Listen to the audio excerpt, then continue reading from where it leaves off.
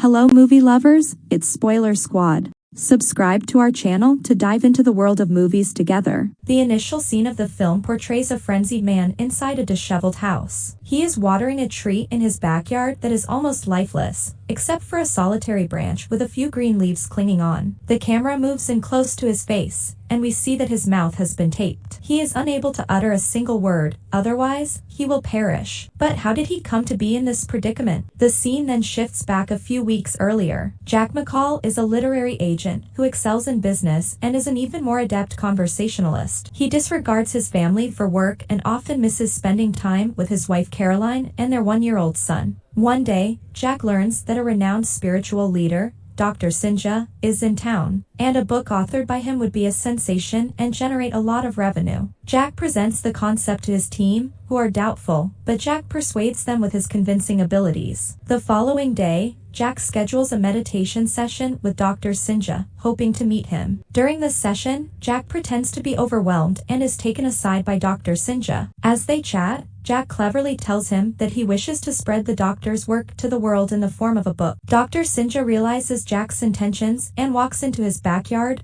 uninterested in his offer. The backyard has a sacred Bodhi tree which gives Jack a splinter when he tries to touch it. The men dismiss the tiny wound and continue talking about Jack's offer. After he explains how much he respects Dr. Sinja and his teachings, the guru finally agrees to work with him. And Jack cancels his schedule for the rest of the day to visit his mother and inform her about his recent success. His mother lives in an elderly care facility and suffers from dementia, which causes her to often call her son by the wrong name. Jack had never had a good relationship with his late father, Raymond. Hence, when his mother refers to him by his father's name, he becomes visibly upset. The day worsens in the evening when he and Caroline argue. Caroline wants to move to a family-friendly neighborhood, but Jack is unwilling to leave their bachelor pad. In the middle of the argument, the ground starts shaking. Within seconds, the entire house begins to move, and a Bodhi tree sprouts out of nowhere in the backyard. Jack stares at the magnificent tree, amazed, and realizes that it is identical to the tree that gave him a splinter. It even has the same red mark that the original tree had. He eventually concludes that Dr. Sinja sent it to him as a gift. The next morning, Jack is elated to receive Dr. Sinja's book that he believes will make him a fortune. However, his plan falls through when he discovers that the book is only 5 pages long. Assuming that Dr. Sinja is playing a prank on him, Jack goes to his ashram, only to find out that the spiritual leader intends to keep the book brief. As they converse, Jack brings up the tree in his backyard, which arouses Dr. Sinja's interest. They go to his house to inspect it and discover that a branch has no leaves while the rest of the tree is green. After examining it for some time, Dr. Sinja arrives at a startling realization. Jack's life is now tied to the tree. Every word he utters will cause a leaf to fall off, which means that when there are no leaves remaining, his life will also come to an end. Jack panics and attempts to chop down the tree but ends up injuring himself. This is when it is revealed that if the tree is harmed, Jack will suffer as well. He has no way to save himself other than to stop speaking entirely. Dr. Sinja promises to assist him after consulting his colleagues in Bolivia, but even that will take 3 days. The following day, Jack wakes up from a bad dream and attempts to leave a message for his spouse. It doesn't take him long to discover that every term he writes will also make a leaf descend. Indeed, if he attempts to communicate with anyone in any way, the tree will reciprocate. In the next sequence, he hopelessly heads to work and encounters various obstacles due to his new handicap. The coffee shop employee provides him with inaccurate coffee orders, and he causes an accident attempting to rescue a visually impaired person. Nevertheless, his day worsens when he meets a significant investor at work whom he cannot converse with. While attempting to communicate,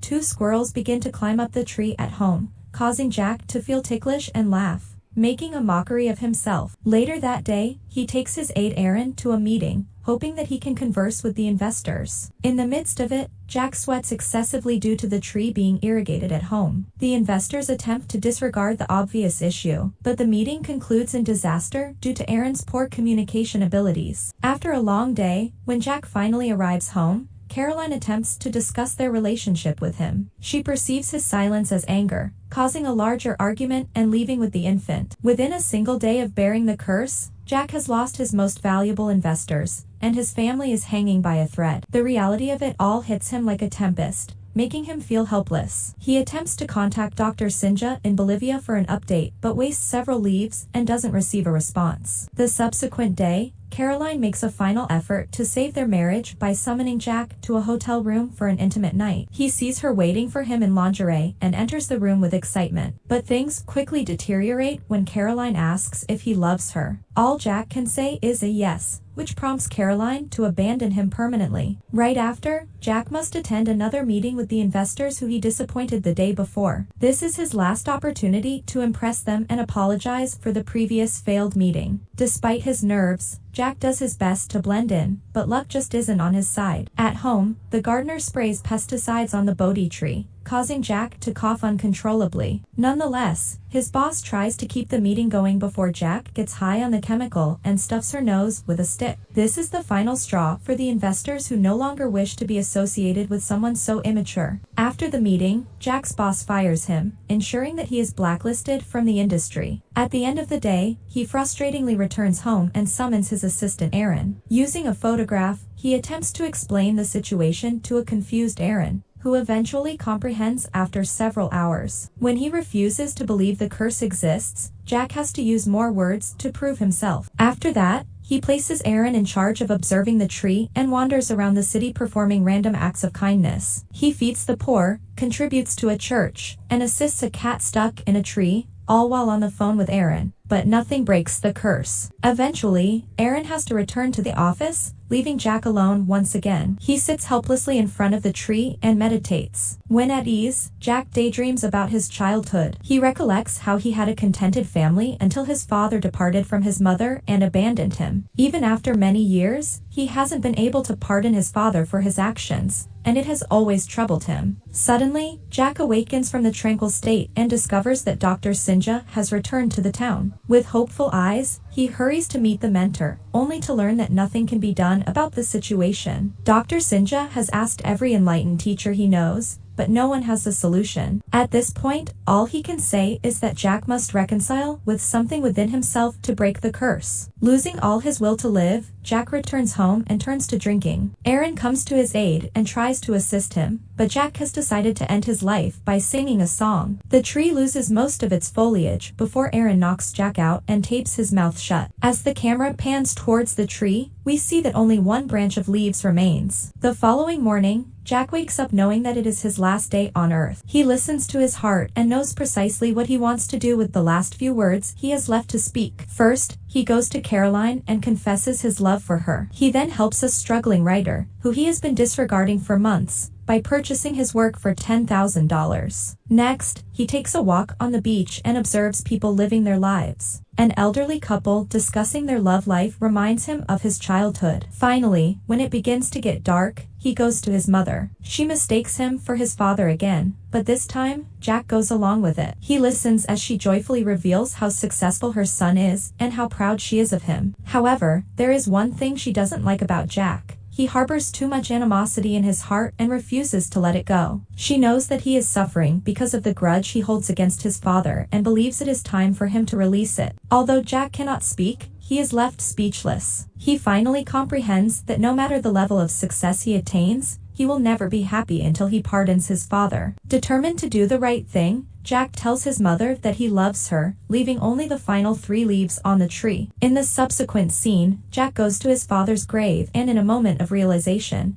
tells him that he forgives him. With his final words spoken, there are no leaves remaining on the tree. Consequently, a sharp pain strikes his chest, and he falls to the ground. A few seconds later, his phone begins to ring, and he answers it with all his strength. On the other end, Aaron tells Jack that he won't believe what has just occurred. The tree has magically turned green again, and the curse is lifted. The scene shifts to a few months later. Dr. Sinja summons Jack to his ashram to congratulate him on writing a book. It is titled 1,000 Words, and narrates Jack's story and his relationship with his father. After the curse was lifted, he has transformed into a different person. He is now a family man who is genuinely content with his life. Meanwhile, Aaron has taken Jack's place in the office and is as conceited as his boss was. He is soon about to learn his lesson, which he will receive from the Bodhi tree that magically appears in his office. In another place, Jack amazes Caroline by buying the home she truly desired in a neighborhood where their child can enjoy a happy life. He has grown a fig tree in the garden to commemorate the knowledge he has gained. The film finishes as the couple has fun with their kid in their new house.